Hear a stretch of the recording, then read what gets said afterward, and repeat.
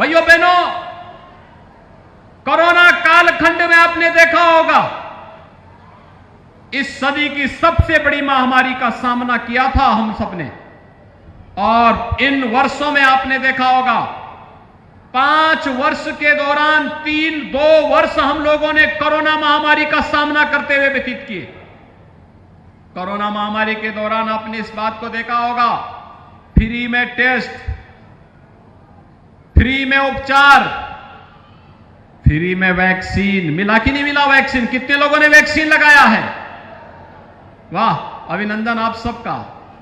Vaccine का किसी से पैसा तो नहीं मांगा गया ना? मांगा गया?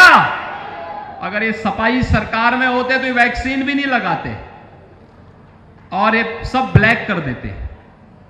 लेकिन एक एक व्यक्ति को फ्री में वैक्सीन, ये प्रधानमंत्री मोदी जी का विजन है। और भाइयों बहनों, मुझे एक बात बताओ, कोरोना कालखंड में और अभी भी राशन महीने में 2 बार मिल रहा है कि नहीं मिल रहा है? मिल रहा है ना? इसका कोई पैसा तो नहीं मांग रहा है ना? क्या ये समाजवादी पार्टी की सरकार के समय में भी मिलता था क्या? देखिए, ये सब गरीबों का भी हड़पते थे, उनकी जमीनों पर भी कब्जा करते थे और सरकारी पैसे को भी हड़प करके स्वयं का विकास कराते थे। विकास की बात वे भी करेंगे, विकास की बात हम भी कर रहे हैं, लेकिन उनके लिए अपना परिवार का विकास ही सबका विकास मान लिया गया। और हमने कहा सबका साथ और सबका विकास। हमारा विकास तो सबका विकास है, हमारा अपना कोई परिवार नहीं। प्रदेश की 25 करोड़ की जनता ही हमारा परिवार है और उनके हितों के लिए कार्य करना ही हमारा धर्म है। और इसी धर्म का निर्वहन करने के लिए हम लोग दिन रात एकजुट होकर के काम करते हैं। लेकिन कुछ लोगों को विकास अच्छा नहीं लगता। जो गरीबों का शोषण कर रहे थे, दलितों की जमीनों पर कब्जा कर रहे थे, निर्दोष लोगों को उजाड़ रहे थे, जब उन पर कानूनन कार्रवाई हुई, उनकी अवैध और अनैतिक गतिविधियों पर अंकुश लगा करके कार्रवाई प्रारंभ हुई। अब फर्जी दस्तावेज आप जमा करोगे तो कार्रवाई तो होनी है, होनी कि नहीं होनी है? लेकिन हम लोगों ने तो कोरोना कालखंड में भेदभाव किसी को नहीं दिया। जो जेल के बाहर थे उनको भी फ्री में उपचार, जो जेल में थे उनको भी फ्री में उपचार कराया कि नहीं कराया? कोई भेदभाव तो नहीं किया ना? लेकिन कहते हैं साहब, उस समय कहते थे नहीं जेल में रहकर के उपचार करेंगे, अब कहते हैं जेल तो बड़ा नरक था, अब उनको जेल नरक लगने लग गया। उस समय कहते थे कि जेल ही हमारे लिए जन्नत है। मैं जानता था कि लोग रंग इतनी जल्दी बदल देते हैं कि गिरगिट भी शर्मा जाए उन लोगों के सामने। तो एकदम इतनी जल्दी रंग बदलने में माहिर होते हैं। लेकिन भाइयों बहनों, आप सब जिस मजबूती के साथ भारतीय जनता पार्टी की डबल इंजन की सरकार बनाने के लिए आपने अभी विधानसभा चुनाव में अपना मतदान किया है, मैं आप सबसे अपील करने के लिए आया हूं। आशीर्वाद आप लोगों का और सुरक्षा और विकास ये Bharatiya Janata party double engine की सरकार की गारंटी का है। हमारे समय में भेदभाव किसी का नहीं होता। उत्तर प्रदेश का कोई भी नौजवान जब नौकरी पे लगता है तो उत्तर प्रदेश का नौजवान वो होता है। हमारे लिए किसी व्यक्ति, किसी जाति, किसी मत, किसी मजहब, किसी क्षेत्र, किसी भाषा, किसी परिवार का मायने नहीं रखता। हमारे लिए लगता है उत्तर प्रदेश का नौजवान है, उत्तर प्रदेश का विकास करेगा। उत्तर प्रदेश के लिए इसकी प्रतिभा और इसके जज्बे के साथ, अपने जज्बे के साथ जब कार्य करेगा, उत्तर प्रदेश का विकास करेगा। और यही कारण है 5 वर्ष में 5 लाख नौजवानों को हमने सरकारी नौकरी दी। 1,61,00,000 नौजवानों को हम लोगों ने निजी क्षेत्र में निवेश करवा करके रोजगार और नौकरी के साथ जोड़ा और 60 लाख परंपरागत उद्यमियों को भी रोजगार और उनके उद्यम को प्रोत्साहित करके बैंकों के साथ जोड़ करके उन्हें भी प्रोत्साहित करने का काम किया। इतने बड़े पैमाने पर रोजगार और नौकरी उत्तर प्रदेश में कभी नहीं आई और हम आभारी हैं प्रधानमंत्री मोदी जी के। देश के नौजवानों को अगले 1.5 साल के अंदर 10 लाख नौजवानों को अग्निवीर बना करके देश की सेना, पैरामिलिट्री और पुलिस बल में सेवा का बेहतरीन अवसर उनके द्वारा देने की जो कार्रवाई प्रारंभ हुई है, इसका हाथों हाथ स्वागत किया जाना चाहिए। लेकिन विपक्ष है कि मानता नहीं, वह कहीं न कहीं फिर गुमराह करने में लग गया है, गुमराह कर रहा है। मुझे एक बात बताओ, जो लोग राष्ट्र की संपत्ति को नुकसान पहुंचा रहे हैं, क्या वे सेना में जाने लायक हैं? क्या उन्हें सेना में और पुलिस बल में जाना चाहिए? क्या सेना में राष्ट्रभक्त जाता है, राष्ट्र की संपत्ति को नुकसान पहुंचाने वाला नहीं जाता है। लेकिन विपक्ष नौजवानों को गुमराह करने का काम कर रहा है और इसीलिए देश की जनता बार बार देश के नौजवानों के भविष्य के साथ खिलवाड़ करने वाले इन विपक्षी दलों को बार बार सबक सिखा रहा है। उत्तर प्रदेश की जनता ने तो अभी दिया है।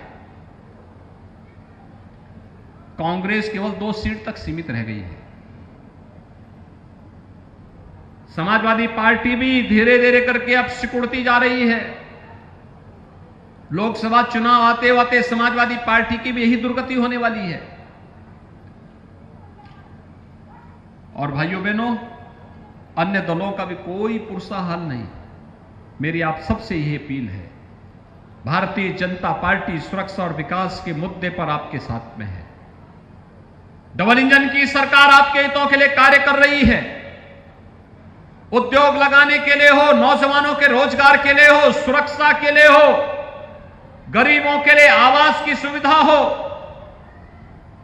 या फिर गरीबों के लिए उज्ज्वला योजना का कनेक्शन हो, गरीबों के लिए राशन हो, नौजवानों के लिए रोजगार हो, या नौजवानों को स्मार्ट नौजवान बनाने के लिए 1-2 करोड़ नौजवान को टैबलेट और स्मार्टफोन देने की कार्रवाई, सरकार इसको मजबूती के साथ आगे बढ़ाने का काम कर रही है। हर नौजवान के उन्नयन के लिए सरकार काम कर रही है। और भाइयों बहनों, ये चुनाव जैसे खन्ना जी कह रहे थे, जबरदस्ती थोपा गया। फिर जनता ने 5 साल के लिए किसी व्यक्ति को भेजा था चुन करके। अब उनके कारनामे ऐसे थे कि उनको चुनाव के बाद से लगातार जेल में रहना पड़ा। कारनामे उनके दुरुस्त होते तो जेल में क्यों रहना पड़ता? और फिर विधानसभा में चले गए तो लोकसभा के लोगों को छुट्टी कर दी, उन्होंने छोड़ दिया। उनको क्या नैतिक दायित्व था, क्या नैतिक साहस है कि वे आपके पास आके वोट मांग सके? कोई नैतिक बल नहीं होना चाहिए। लेकिन भाइयों बहनों, हम आए हैं आपके पास एक सामान्य कार्यकर्ता को लेकर के, एक किसान परिवार के एक सामान्य कार्यकर्ता को लेकर के, कि भारतीय जनता पार्टी किसी परिवार की पार्टी नहीं है, भारतीय जनता पार्टी किसी खानदान की पार्टी नहीं है, भारतीय जनता पार्टी जनता की पार्टी है, जनता जनार्दन के आशीर्वाद से बनी हुई पार्टी है। एक सामान्य कार्यकर्ता प्रधानमंत्री बनता है, एक सामान्य कार्यकर्ता मुख्यमंत्री बनता है, एक सामान्य कार्यकर्ता मंत्री बनता है, एक सामान्य कार्यकर्ता सांसद भी बनता है, विधायक भी बनता है। और इसलिए एक सामान्य कार्यकर्ता को आज प्रत्याशी के रूप में हम सब आपके पास लेकर के आए हैं। श्री घनश्याम सिंह लोधी भारतीय जनता पार्टी के प्रत्याशी के रूप में रामपुर लोकसभा सीट पर भारतीय जनता पार्टी ने आपके बीच आपको दिया है। और भाइयों बहनों, मेरी आप सबसे अपील है, कम समय मिला है श्री घनश्याम सिंह लोधी को आपके बीच में प्रचार करने के लिए। एक बार चुनाव जिता करके भेजिए। और मैं घनश्याम सिंह लोधी से कहूंगा कि वह केवल संसद सत्र के दौरान संसद में रहे, अन्यथा जो 1.5 साल 2 साल का कार्यकाल इनको मिल रहा है, 1.5 साल 2 साल केवल रामपुर लोकसभा सीट के गांव-गांव और घर-घर जाकर के जनता जनार्दन के प्रति आभार व्यक्त करें। लखनऊ आने की भी आवश्यकता नहीं। मिलक के लिए राजबाला जी हैं, बिलासपुर के लिए बलदेव सिंह ओलख जी हैं, और बाकी ये मेरे पास भेजते रहे, यहाँ के जिला पदाधिकारी हमारे पास भेजते रहे। हम लोग वो सभी विकास के कार्य यहां के लिए देंगे जिन विकास कार्यों की आवश्यकता इस रामपुर जनपद के लिए होगी। रामपुर को माफियाओं को रौंदने के लिए नहीं छोड़ेंगे, रामपुर को अराजकता का अड्डा नहीं बनने देंगे। रामपुर विकास की नई ऊंचाइयों को प्राप्त करेगा, और इसी का आह्वान करने के लिए मैं आपके पास आया हूं। घनश्याम सिंह लोधी जी को भारी मतों से विजयी बनाने के लिए जाएंगे सब लोग। भाइयों बहनों, आज शाम को प्रचार बंद हो जाएगा। आज शाम अब से लेकर के परसों सुबह तक, मतदान प्रारंभ होने तक आपके पास घर घर जाने का अवसर प्राप्त होगा।